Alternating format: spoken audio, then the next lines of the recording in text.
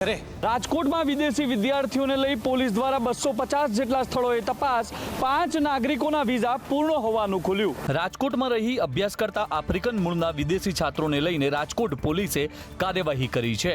Morbi highway પર આવેલા રતનપર, હડાળા સહિતના ગામોના લોકોએ ફરિયાદ કરી હતી।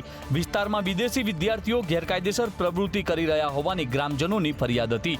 આ ફરિયાદને લઈને પોલીસની વિવિધ બ્રાન્ચની ટીમો બનાવીને 250 જેટલા ઘર ખાતે તપાસ કરવામાં આવી હતી, જેમાંથી 5 વિદેશી નાગરિકોના વિઝા પૂર્ણ હોવાનું ખુલ્યું છે। આરકે યુનિવર્સિટી, મારવાડી યુનિવર્સિટીના છાત્રોની તપાસ કરવામાં આવી છે, જેમાં 5 પૈકી 4 યુવતીઓ બિઝનેસ વિઝા પર આવી હતી। એક વિદ્યાર્થીની છાત્ર તરીકે આવ્યાનો ખુલાસો થયો છે।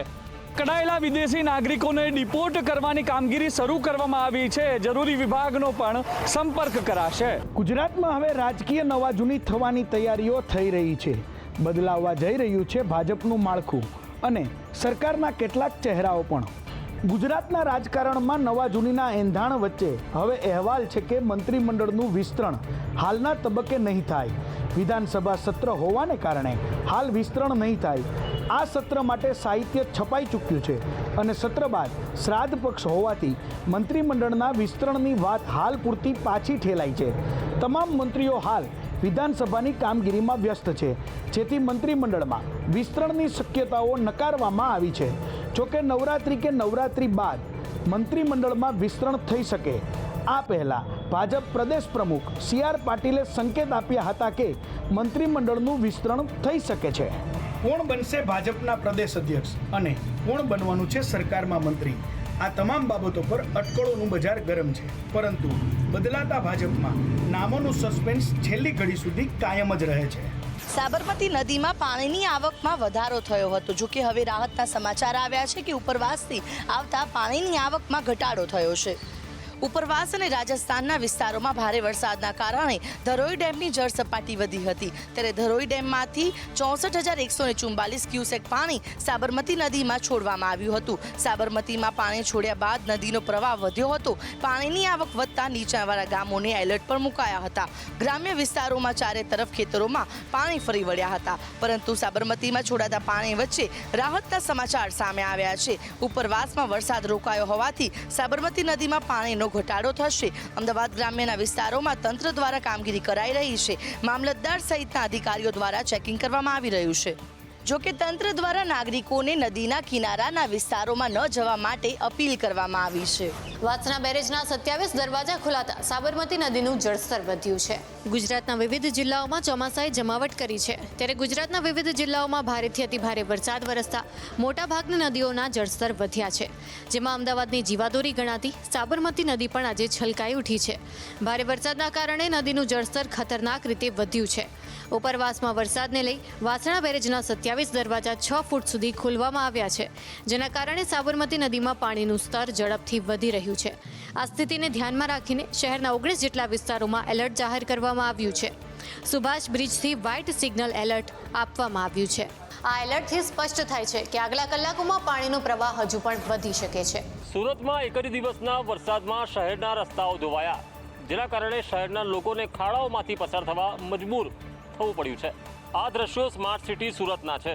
રસ્તાની વચ્ચે ખાડા નહીં, પરંતુ ખાડાઓની વચ્ચે થોડો રોડ દેખાઈ રહ્યો છે। લાલ દરવાજા પાસે વરસાદના પાણીમાં રોડ આખો ધોવાઈ ગયો છે। રોડ ઉપર ખાડારાજ હોવાથી લાંબો ટ્રાફિક જામ સર્જાઈ રહ્યો છે। પસાર થતા વાહન ચાલકોને અકસ્માતનો ભય પણ સતાવી રહ્યો છે। ગત રોજ મોડી રાત્રે ખરાબ રસ્તાના કારણે એક અકસ્માત પણ થયો હતો। ખરાબ રસ્તાને લઈ સ્થાનિક લોકો તંત્ર સામે રોષ ઠાલવી રહ્યા છે। रोड मेंटेनेंस का तो मेंटेनेंस पे बहुत खर्चा नहीं है, लेकिन सरकार का ध्यान रहेगा तो ये बहुत नहीं है। जैसे भी थोड़ा बराबर होगा, जब रोड बनेगा इसके चलते इतनी ट्रैफिक हो जाता है, रोड वायरिंग टूट जाता है, लोग का एक्सीडेंट हो जाता है, ये बहुत दुर्घटना हो जाता है हर समय। हम लोग दिन भर चलते हैं, टैक्स भरते हैं, लेकिन हम लोग किसको प्रॉब्लम बना सुनना है, कोई सुनने वाला नहीं है। ये सरकार का ધ્યાન હોना चाहिए। વડોદરાના એલઆઈજીના મકાનોમાં ભ્રષ્ટાચારની ગંધ આવી રહી છે। નવા બનેલા મકાનોની હાલત જ ખખડધજ બની ગઈ। વડોદરાના વાસણા રોડ પર બનાવવામાં આવેલા એલઆઈજીના ફ્લેટના દ્રશ્યો છે, જેના પાર્કિંગમાં ભૂવા પડ્યા હતા। પેવર બ્લોક બેસી ગયા છે, જ્યારે જનરેટર મશીન અને સોલાર પેનલ શોભાના ગાંઠિયા સમાન જોવા મળી રહ્યા છે। ત્યાંના સ્થાનિકોએ તંત્રને અનેક વખત રજૂઆત પણ કરી, તેમ છતાં કોઈ કાર્યવાહી કરવામાં આવી ન હતી। જ્યારે નાગરિકો કલેક્ટર સુધી પહોંચતા હવે કોન્ટ્રાક્ટર દોડતા થયા છે અને હવે ફરીથી તકલાદી કામને મજબૂત કરવાની કામગીરી કરવામાં આવી રહી છે। લગભગ 50 થી 60 ફૂટ અંદાજિત બ્લોક બેસી ગયા અને 6 થી 7 ફૂટ ઊંડા ખાડા થઈ ગયા, જેનો વિડીયો ઉતારીને આપણે કોર્પોરેશનમાં અરજી પણ આપેલ છે.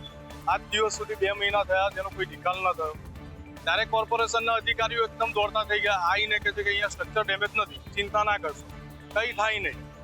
તો તેની લેખિત જવાબદારી કોઈ લેશે કોર્પોરેશન અધિકારી શ્રી કે આમાં ભવિષ્યમાં કંઈ થાય નહીં? સેવન્થ ડે સ્કૂલના વિદ્યાર્થીની હત્યાને લઈને વિદ્યાર્થીઓ અને વાલીઓ ચિંતામાં છે. વિદ્યાર્થીઓ અને વાલીઓની ચિંતા દૂર કરવા માટે ડીઓએ એક વિશેષ ટીમ બનાવી છે. સેવન્થ ડે સ્કૂલમાં વિદ્યાર્થીની હત્યા બાદ વાલીઓ શાળા બદલાવી રહ્યા છે. આજે 1 કલાકમાં 25થી વધુ વાલીઓએ એલસી લીધું છે. હાલ વિદ્યાર્થીઓનું શિક્ષણ ન બગડે તેને લઈને ઓનલાઈન ક્લાસ ચાલી રહ્યા છે. તેમ છતાં સ્કૂલના ઓનલાઈન અભ્યાસથી પણ વાલીઓ નાખુશ જોવા મળી રહ્યા છે. ત્યારે ડીઈઓની વાલીઓની સમસ્યા નિવારણ માટે ટીમ બનાવી છે. 4 કર્મચારીઓની ટીમ સ્કૂલ ખાતે ઉપસ્થિત રહેશે અને વાલીઓના પ્રશ્નોનું નિરાકરણ લાવશે. ઉપરાંત ડીઈઓએ મણિનગર આસપાસની શાળાઓને પણ સૂચના આપી છે કે સેવન્થ ડે સ્કૂલના વિદ્યાર્થીઓને એડમિશન આપી દો. હાલ એલસી ન હોવાથી પ્રોવિઝનલ એડમિશન આપવા માટે સૂચના અપાઈ છે અને વાલીઓએ એડમિશનમાં કોઈ સમસ્યા હશે તો ડીઈઓની ટીમ મદદ કરશે તેમ પણ જણાવ્યું છે. સેવન્થ ડે સ્કૂલ સામે થયેલા આક્ષેપોની ડીઈઓની ટીમ તપાસ કરી રહી છે. આ સાથે જ શાળાને નોટિસ ફટકારીને નિયત સમયમાં જવાબ આપવા માટે આદેશ કરાયો છે.